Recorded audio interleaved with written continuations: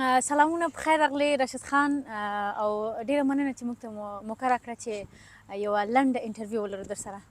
وعلیکم سلام، مننه تاسو نه هم او ټولو لیدونکو ته سلامونه او نیکې هیلې او په دې هیله چې روغ جوړ یې. سلامت.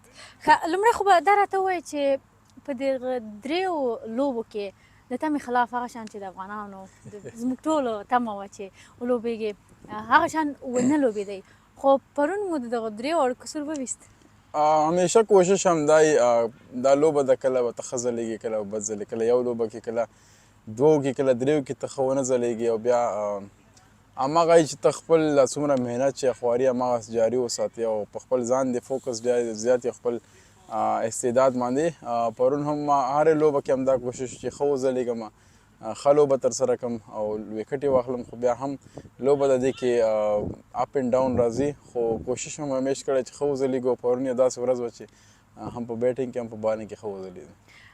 او دغه کومه لوبه چې پرون وګټل شوه د دې ګټل سبا لوبې ته څومره مهم و او دا څومره د لوبغاړو په مورال یې مثبت اغېز وکړ چې سبا لوبې لپاره دوی پوره چمتو شي او وګټي؟ بالکل همیش د ښې لوبډلې همدغه یو اشاره یي او چې هغوی کمبیک ډېر ښه کوي او موږ هم همدا هدف کوشش و چې را روانې درې واړه لوبې وګټو. پرون لوبه کې موږ دپاره ډېره مهم وه کې باران هم و، خو بیا هم موږ غوښتل چې لوبه وشي تر څو دغه سیریز مساوي شي او فاینل ته لاړ شو.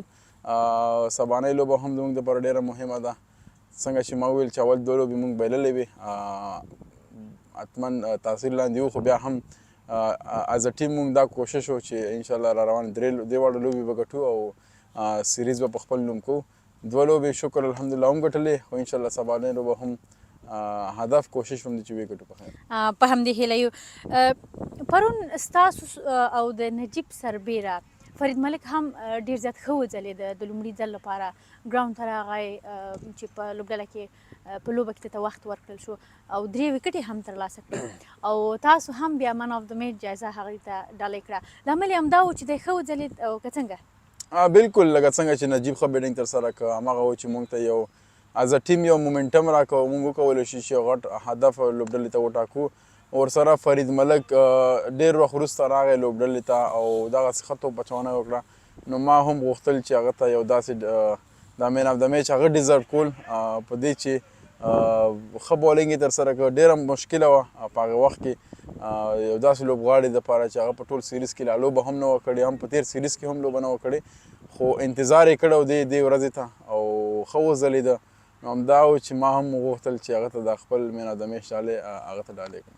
او ډېر ښه. او دا واقعا د لوبغاړو په مورال باندې مثبت اغېز کوي. د سبا لوبې لپاره د چمتووالي او د لوبغاړو د مورال او د تابعو په اړه وایاست چې څه فکر کوئ د دوی د تمریناتو ته د دوو وروستیو لوبو ته چې دوی کوم تابعاوې نیولې وې او بیا پکې برلاسي راغلل، څه فکر کوئ د سیریز ګټل د جام ګټل؟ بالکل لکه څنګه چې مخکې هم ما وویله زموږ ټولو تیاریان یو شی یارې لوبې ته او همدغسې به سبانۍ لوبې ته هم وي. څنګه چې مخکې موږ تېر دوو میچونو کې ښه ځلېدلي یو، کوشش هدف هم همدا یي سبا لوبه کې هم ښه وځلېږو. لوبغاړي خو زیاتره نن راغلل تمرین یې ترسره کړه، خو بیا هم هغه لوبغاړي چې پرون لوبه کې لږ ستړي شوي هغوی آرام وکړو، سبا لوبې ته خپل ځان آماده کوي. خو انشاءالله تیاري پوره ده، دا د موږ دپاره را روان اسیا جام دپاره هم یو ښه تیاری دی او موږ به کوشش همدا کوو چې سبا لوبه کې غلطیانې ډېرې کمې وکړو او دغه سیریز په خپل نوم کړو. او ډېره زیاته مننه د افغانستان د بریا په هیله. مننه تاسو نه.